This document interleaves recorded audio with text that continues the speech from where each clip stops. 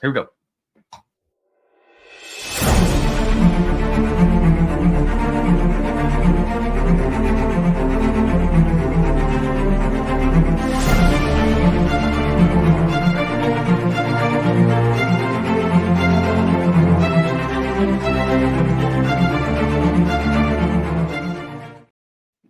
What's shaking, everybody? What a beautiful intro. I love that intro. I do too. We are talking about Loki once again, episode 3 of the second season. That's right. That's right. Tried not to create a tongue tizer there. Tizer? You know what I'm going to do right now? Because we usually don't do it to the middle of the show. Is bam! Oh, a little bit of a spoiler warning. Yeah, it's always nice to get that before we start talking about things. Right. Although, I will say we are a little late talking about this, so I would be surprised if it's necessary today. Fair. That's fair. Let's get right into her. Season 2, episode 3. That's right. Loki, not high key. Not high key. Why would you say high key? I don't know. All right, we're low key talking about Loki. So, starting back in the early 80s. Yeah. All right. Are we starting in the early 80s? Yeah, we sure are. Really? It appears to be. I don't know. Like we're in the 1860s, the late 1860s. That's not even the 80s.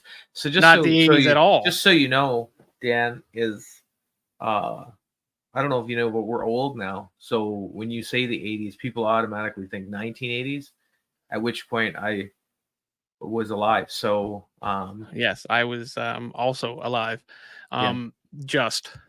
Yeah.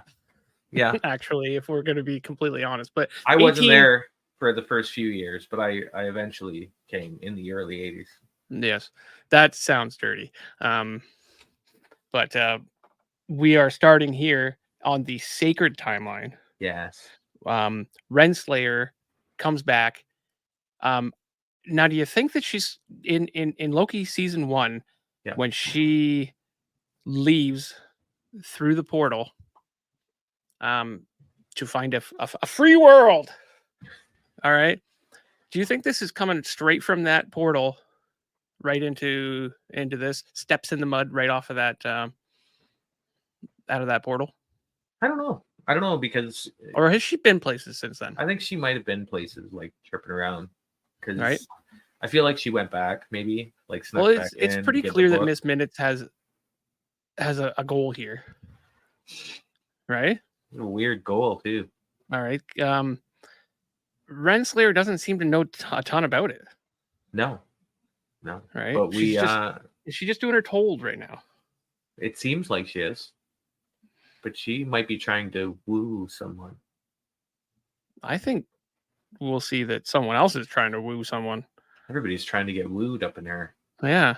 Woohoo. This is a love episode, I think. Yeah. A creepy love episode. Renslayer gets there, meets Miss Minutes, who's definitely out of place. Yeah. In a time like this. Even in black and white. Even in black and white. Yeah. Were you excited to see Renslayer back? I was, because there's an unfinished story here. Yeah.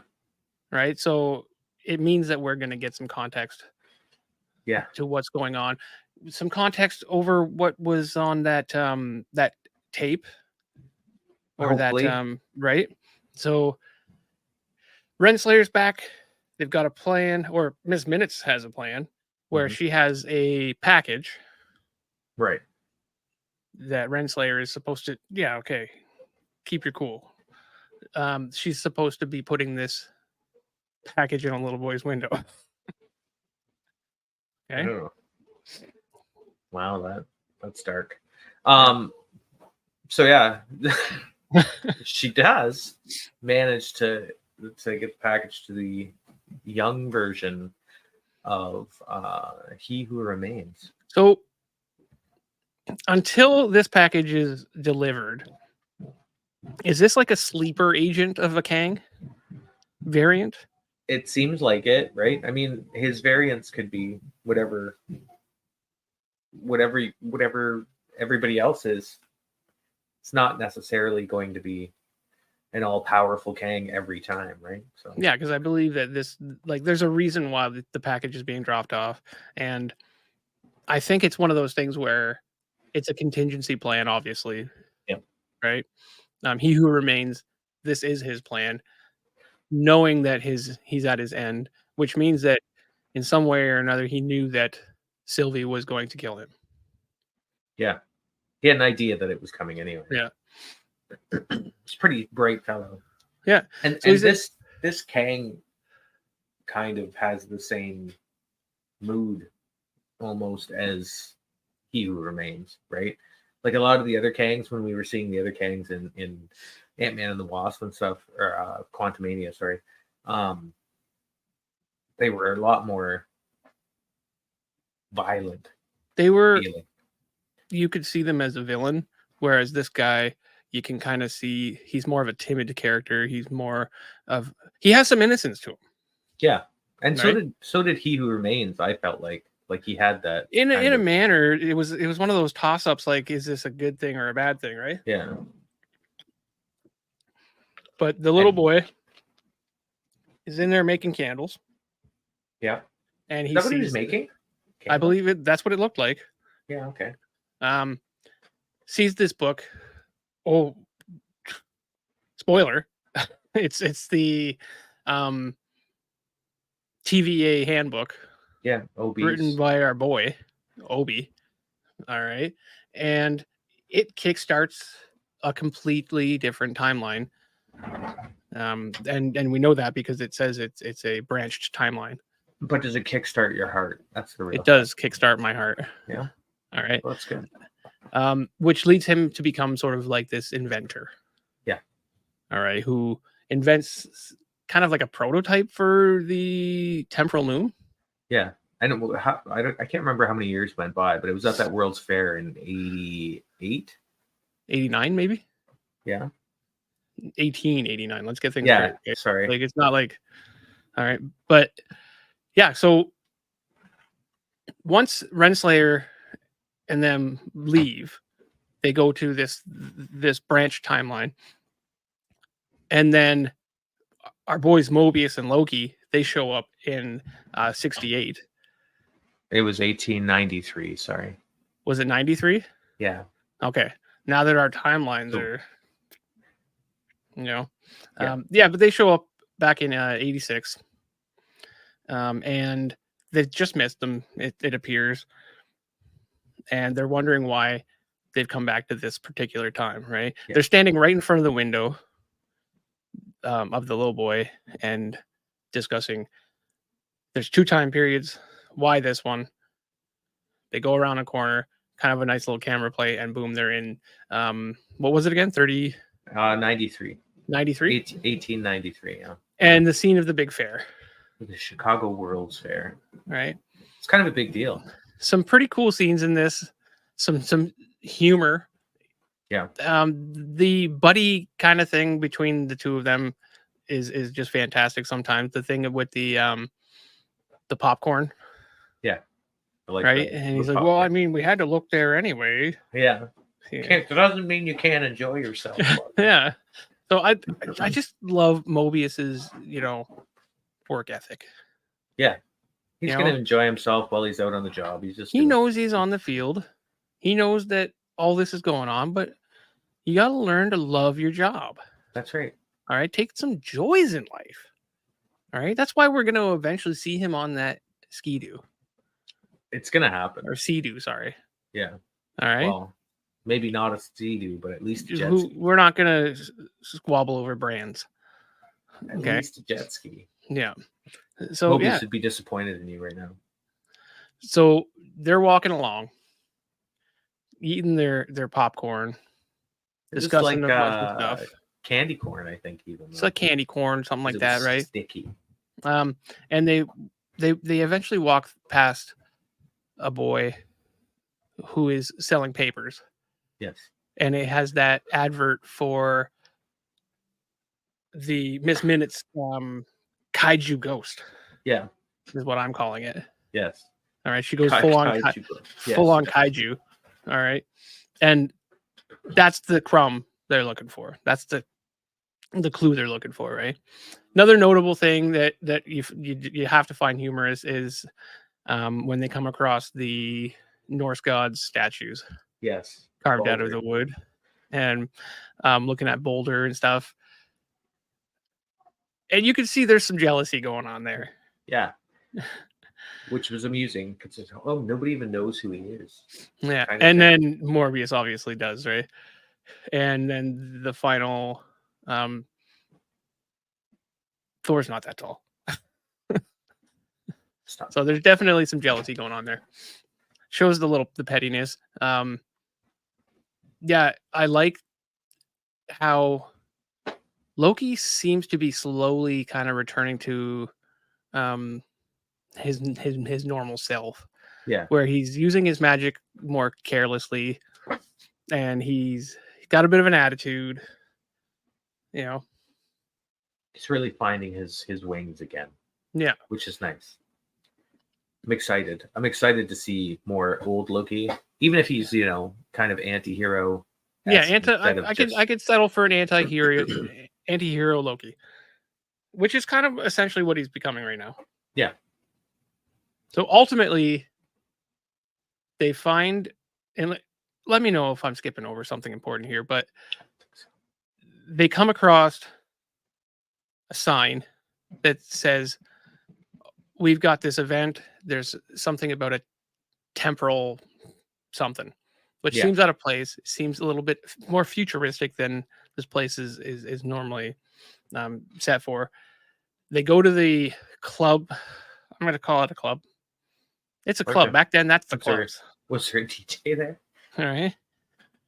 A soiree? A soiree. Sure. Okay.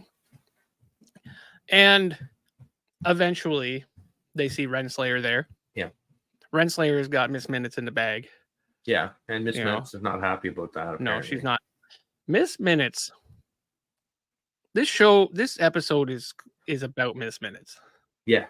You get a lot of clarification about Miss Minutes in this, and there's some distinct issues. Yeah, she's a little off. She's gone rogue. Yep. Very rogue.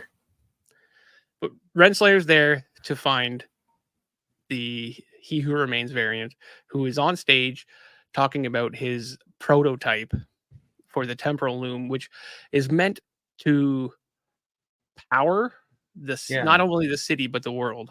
That's right.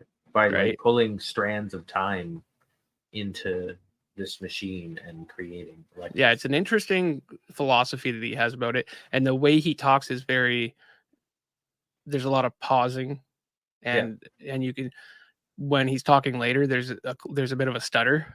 Yeah. Right. So he's very much more timid than some of the other Kang variants, or He Who Remains variants. Yeah. Right. So Renslayer wants to talk to him to obviously guide him down a path. Loki. They realize that, hey, we don't need Miss Minutes. We can take this dude. The temporal aura of a Kang. We can just get through the door. There's a certain risk to having a Kang variant come to the TVA, but it weighs. I feel like it's going to work great, though. I mean, because this Kang, what is his name? His Timely.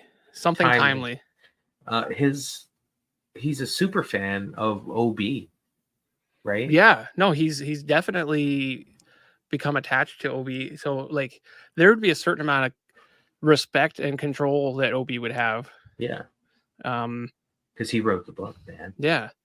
Like he literally looks up to him. Yeah. So you give that guy a signing, he's going to be signs that book. Tickled pink. Probably the oldest version of that book that ever existed now. It would be. All right, collector's item. Yeah. So. Yeah, so they turn out it turns out that Timely is essentially just a scam artist. Oh yeah. Yeah. Right. He's making a bunch of inventions. They're not quite working. Not that they wouldn't if he had the technology that he needed. Right. It's not that he's not a good scientist or inventor. Time needs to catch up to him. Yeah. Right. But he is making stuff that doesn't necessarily work. Right. Like pants selling that make it you off. taller. Yeah. All right.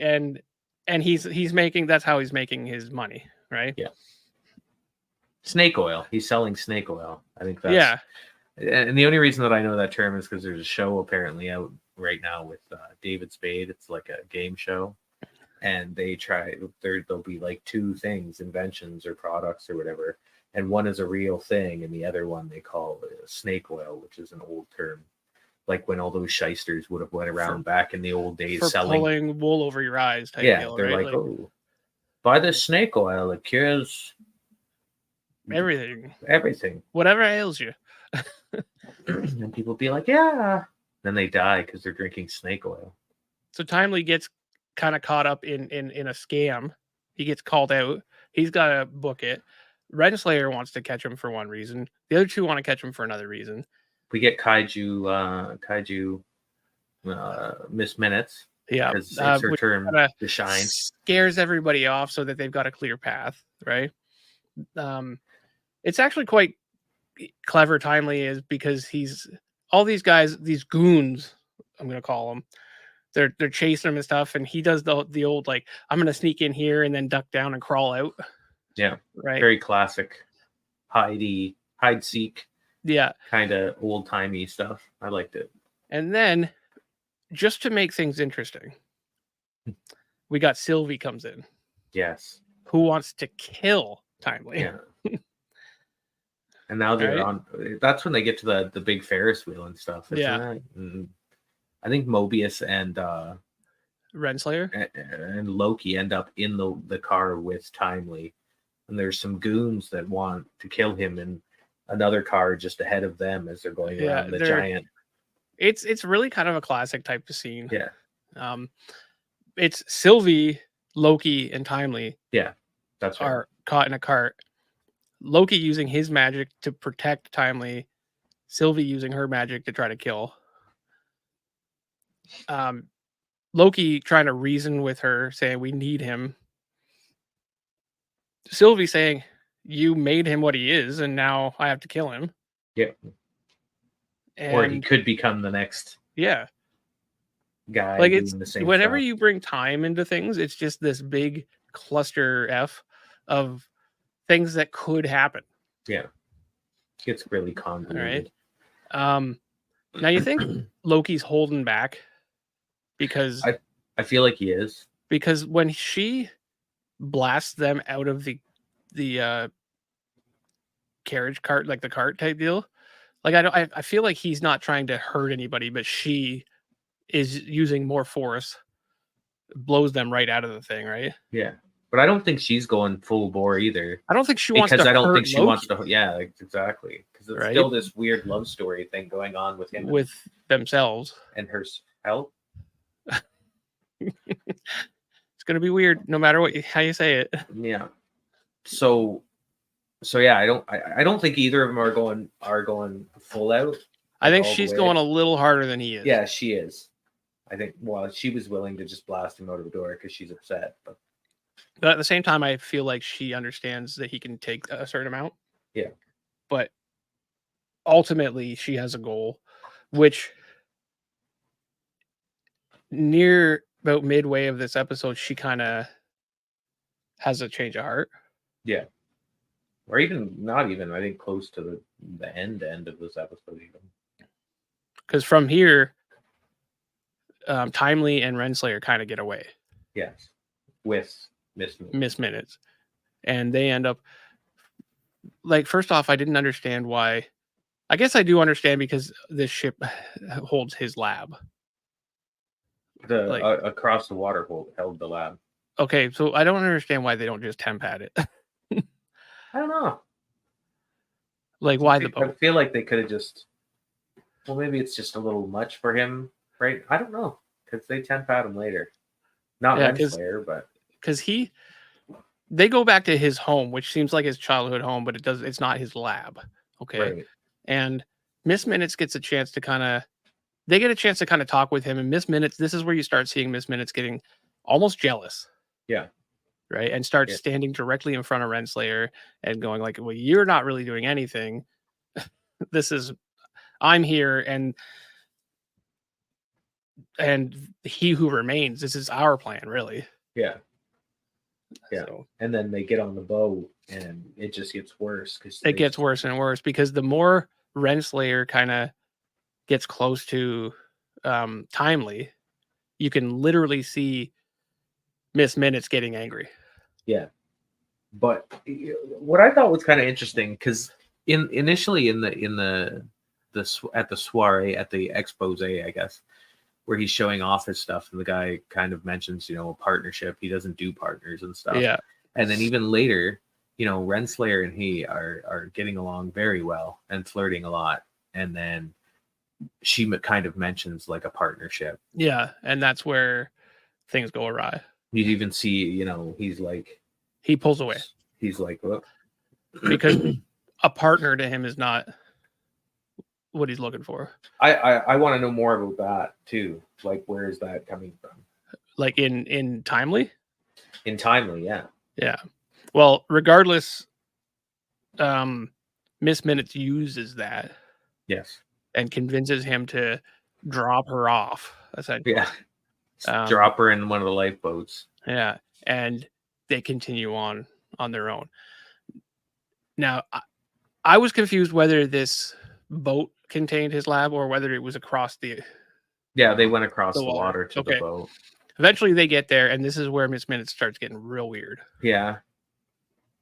Because he who remains wouldn't give her form, apparently. He gave her, like, she started off as, like, basically a nothing, and then he gave her everything, AI, to create free will. As a chess partner. Yeah. And then just let her have free reign of the AI, but wouldn't give her a form. And then she weirdly half inhabits a mannequin. Well, I think that she can project herself. Yeah. Like, right? She just forms, and it's super creepy. Yeah. Like horror movie, weird, creepy. Yeah, it was kind of gross. Yeah. Yeah, like she has him stick around and like for those reasons, and she's getting real creepy, and then she goes to lunge at him. Yeah, because he starts to grab the temp pad. The temp pad to lock her in. And like she just about finishes the like I love you. And then he's like she gets real close to the point where I think she can manipulate real life things. Yeah. Right? Like she can touch and move things. Yeah. Like she gets so close that his glasses move. Yeah. Before he shuts her down. And at that point, that's when everybody seems to burst in. Yes. I think crazy. Starting with Renslayer, who grabs probably one of the earliest prototypes of a pruning stick. And this thing's bad. Like, it looks like a Gatling gun. It looks like something you'd pull out of a Doom game. Or like in Aliens. Yeah. Rodriguez, when she has the big... Yep. That's what I felt like when I saw her. I was like, "Oh." The big thing with the egg carton on the side of it. Was an egg carton? Yeah, it was such a low budget movie that they just... Is that what they used? They stuck an egg carton on it and sprayed it black. Nice. So trust me, I've watched like every second of every bit of the commentaries and everything. It was a bet. Yeah. Was it a bet because... Thank you, producer. The producer, yeah. I know too much about those movies. Things you shouldn't know. Well, I never would have called egg carton, so... Yeah. So, yeah, she's about to prune him, and this thing is like legit a prototype. Like, who knows what happens if you get hit by this thing? Yeah. Like the other ones, they'll send you to an alternate pocket universe. Yeah. This thing's just gonna... It looks like it's just gonna incinerate you. Something not good's happening. Yeah. So threatening at the very least. Yep. But before she can get anywhere with that, Mobius and Loki show up. Mobius desperately trying to like connect with her. Because they were kind of a thing, right? Like there is There was something. There was some tension. It's just like I find that when you try to murder someone, it really cuts that, relationship short. I don't know, because I've known some people in relationships where the person seemed a little murderous, and they're still thriving. They just kept going. Well, I don't know if they're thriving, but they were there. Surviving? They're surviving there. Yeah, Renslayer has got some sort of god complex, though. She's got some stuff going on. Like she's like, have you ever noticed that as soon as I left, things went to hell? Yeah. Well, I think it was more than that. I think there was some other things that happened. I feel like you weren't necessarily the glue that was holding everything together. All right. But I mean, like even when Miss Minutes was talking and her were talking prior, it was like they were gonna sit at his side. Right? Yeah. Like felt like obviously Miss Minutes promises. Was planning on doing that, but she had no. I don't know if her intentions were pure at the time or not. Or was she just bullshitting to get what she wanted? They just wanted power. They all want power. And power runs the world. Too bad. Love should run the world. Anyway, because Sylvie likes to do this often, she has to be a part of the fun. Yeah. She bursts in, nearly kills Timely. Yep. Before he makes quite the argument, actually. Yeah. That was a good scene. It was a good bit of dialogue there. When he's like kind of not really pleading for his life, but having that conversation about, I'm not him. We talk about the acting a lot sometimes. Yes, we do. Yeah. And I do have to say that he does a fantastic job. Like he's played several versions of this character and they're all good. Yeah. Yeah. They all have like their own. They're all very different. They have their own personalities. And but similar enough that you can see the connections. Yeah. Right? Yeah. It's solid. And it's got to be a hard role to play, right? Like, I don't know what they're going to do moving forward or how they're going to do the things with that. With multiple Kangs? With multiple Kangs. And stuff. Like, because I know that he's got his own PR stuff that's going on too. So I don't know if they were to replace him, who would I just don't know. I just can't see it now. It'd be weird. All right. Like fortunately, with a character like Kang, because they are variants, it is doable. Yeah. It just doesn't feel good though. No, it wouldn't. Maybe it would feel awkward. But it feels weird, right? So Sylvie kind of has a change of heart, and I don't know if it's a change of heart or like some sort of reasoning worked with her to the point, and knowing that the majority of her life was taken away through all this crap, there has to be some sort of empathy for a character such as this. Yeah. Right. So he lets Mobius and Loki get away with Timely, who has no problem with leaving at this point. No, he said, okay, I'll just step through this random door in the middle of nowhere to somewhere. Yeah. And then Sylvie is left with Renslayer. And this is a long time coming. Oh, yeah. Yeah. And stated by Sylvie, she has dreamed of multiple ways of doing this for many and many years. Like long time. And it ends up she's not going to kill her. She's going to give her what she wants, is a seat at the end of time. Yeah. Opens up that master tempad. And boom. Kicks her to the future. the edge of the future. Yeah. Has anyone ever been able to say I kicked someone to the edge of the world, to the edge of time? No, Sylvie has. Yeah. So, but I don't know, because I mean, you let her get in there with Miss Minutes. Could be that could be bad. Could be a recipe for disaster. Now, is there anything else that happens on the end of Timely and the other guys, or do they end it off there? That's the end. So I am anticipating something interesting going on, like next episode. They're at the end of time, Renslayer and Miss Minutes. Miss Minutes is only there because Renslayer now has the temp pad that Timely had. Pops Miss Minutes back out, and she continues the lines of "I love you." Disappointingly, seeing that she's not in the same spot, and now is looking at a decayed Kang, or He Who Remains. He Who Doesn't Remain. Oh, you're a dad, eh? Yeah. They're looking at that, and the conversation that they have, or that Miss Minutes mostly has, saying like, "Oh, I got a secret about you, but it's gonna make you mad." Yeah, because there's something.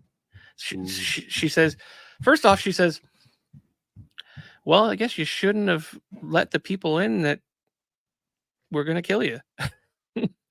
Right? That was a bad move. And then, "I know a secret about you, but it's gonna make you mad," and then they end it. Yeah. And that's a great place to end it, because now, what do we want to know? What's that secret? And what's going to happen when Timely meets OB? Yeah. There's a lot of what ifs here. And I think that it's a good way to end an episode. It's fair. It keeps you wanting to watch it. So. I think I haven't wanted to know things in this season. It hasn't left me feeling this way yet until now. Right. Which is going to bring my banana rating up, I think. Oh. And I think it's about that time. Speaking of banana ratings. Wow. Banana ratings, I think I left off at about an 8. Yes. Okay. I dipped. You dipped. Mm-hmm. I dipped. No, I didn't dip. We dipped. We dipped. I think I left off around an 8. Yep. Gonna go up to about an 8.5 now. Are you? All right. This was a fun episode. It was. We got a lot done in this episode. Drove the story quite well. Mm-hmm. And left me off feeling like I wanted more and like I wanted to know things. That's enough for me to go up a 0.5. Yeah, that's fair. I think it was 7.5. I think so, somewhere around there. And if we're wrong, let us know. Yeah, I'm gonna kick to a 7. Here, let me tell you why. And you went down low. You're gonna dip. I did. I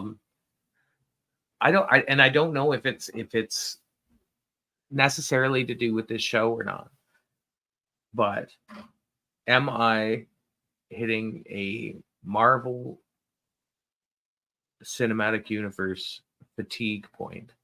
Is kind of what I'm wondering. That's a good question. And our people, like, we've had like a 10-year Marvel ride. Right. And that's a lot. And is it Marvel or is it the superhero genre? Here's what I'll say about. I think that's a conversation. Here's what I could say about that, though, is I have been watching Gen V, the Boys spinoff. Yeah, pretty good. And loving it. Wanting to watch it every time that it's out, as soon as it's out. Pretty good. I probably need to catch up at this point, but it's been enjoyable. Yeah. So maybe it's because it's such a shift from your general superhero. Yeah, I think that one can kind of be put outside of a box. Right. So, and I mean, it's not like I'm watching a lot of DC, and I've never watched a lot of DC, unless it's Batman. And so maybe when the next Batman thing comes out, I'll watch it. And if I feel kind of about it, then I'll know for sure. It's not just the MCU. It's just See, superhero fatigue. myself, I've been a big Marvel fan for a long time. Yeah. For the majority of my life. And like, I'm glad that I got to live in a period of time where I get to see a lot of that. It's never been a better time to be a nerd. It's true. And you know, I'm very happy for that. Do I realize that it's a lot? Yes. And don't get me wrong, I've been reading Miles Morales Spider-Man like omnibus with my kid, and I love it. Like I want to keep reading while we're reading it. I don't know. Is it just the cinematic portion? Yeah. Well, I think that like in life and even on this channel, we're shifting a little bit more back to like old school stuff, like physical comic books and whether it be like physical card games and stuff like that, like Pokemon. Like I'm shifting a lot to reading books and looking at books. I love comic covers and stuff like that. Like me here as a person and on the channel, we're shifting a little bit back to that, which I love. You know, because it, as a hobbyist, that's where it all started is with those books, right? These shows and these movies couldn't exist without them. Right. So I would love to celebrate those. Yeah, that's fair. You know, in the future a lot. So anyway, I think we're gonna end it there because you know I gotta work. Right.